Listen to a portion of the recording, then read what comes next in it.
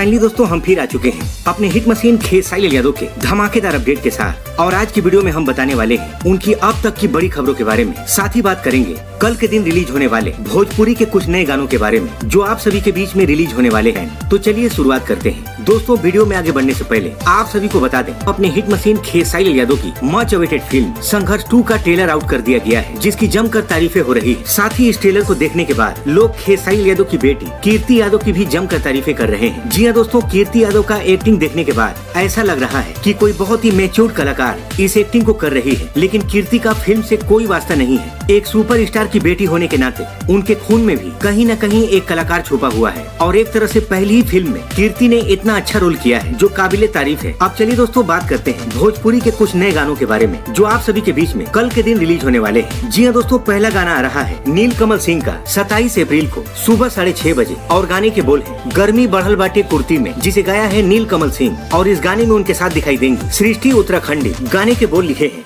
आशुतोष तिवारी और संगीत प्रियांशु सिंह का है। और ये गाना रिलीज किया जाएगा शुभ लाभ फिल्म्स के यूट्यूब चैनल पर। तो इसी के साथ दोस्तों मिलते हैं अगली वीडियो में।